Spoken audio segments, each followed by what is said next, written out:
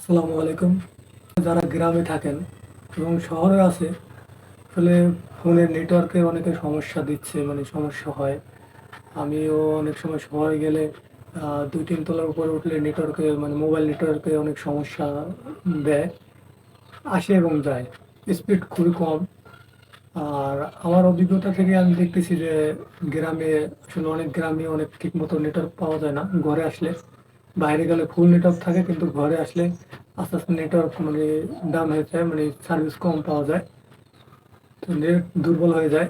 তো এই জন্য আমি অনেক পরীক্ষা নিরীক্ষা করে দেখলাম যে আসলে যদি কারো মানে অ্যান্ড্রয়েড ফোনে 4G বা 5G ফোনে, যেগুলো এখন বর্তমান 5G চালু হয় না কিন্তু 4G চলতেছে, তো যাদের 4G আছে তারা একটি সিম যেটা দিয়ে আপনি ডাটা চালাবেন আর নেট ব্যবহার করবেন, ওই সিমটাই শুধু 4G-তে রাখবেন।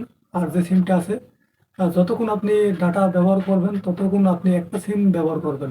যদি ফোনে দুইটা সিম তো অবশ্যই থাকে, তো একটা সিম বন্ধ করে রাখবেন আর একটা দিয়ে আপনি ডাটা ব্যবহার করবেন, তাহলে দেখবেন খুব স্পিডটা ভালো পাবেন। এবং এক নম্বরে রাখবেন, ফোনের 1 নম্বর সিমে 1 নম্বর গাড়ি রাখবেন সিমটা, যেটা দিয়ে আপনি ডাটা ব্যবহার করবেন, তাহলে দেখবেন স্পিডটা একটু আগের থেকে অনেক ভালো পাবেন। সার্ভিসটা খুবই ভালো দেবে।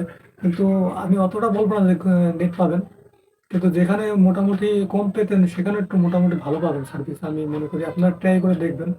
আমি আসলে আমি গ্রামের বাড়িতে থাকি, আমি অনেক দেখতেছি যে মানে খুবই নেটওয়ার্ক দুর্বল, সবসময় নেটওয়ার্ক পাওয়া যায় না। তো আমি একটা সিম ব্যবহার করে দেখলাম যে একটু আগে থেকে স্পিড ভালো পাচ্ছি। আপনারা কাজে লাগিয়ে দেখেন যে পান কিনা। পেলে তো অবশ্যই জানাবেন যে আপনাদের আসলে আমি একটু হলেও উপকার করতে পারছি কিনা। তো যারা যারা আমার আসলে আমার সাথে আছেন, আমার চ্যানেলটা সাবস্ক্রাইব করে রাখছেন, তাদেরকে অসংখ্য ধন্যবাদ। যারা সময় নষ্ট করে আমার ভিডিওগুলো দেখতেছেন, সময় দিচ্ছেন, আমাকে সহযোগিতা করতেছেন, আপনাদের অসংখ্য ধন্যবাদ। আপনাদের জন্য দোয়া রইল, ভালো থাকুন সবসময়। আর কোনো পরামর্শ বা যতটুকু জানি দেওয়ার চেষ্টা করবো আপনাদের। আপনারা সবাই আমার সাথে থাকবেন ইনশাল্লাহ। ভালো থাকবেন আপনারা সবাই। আসসালামু আলাইকুম।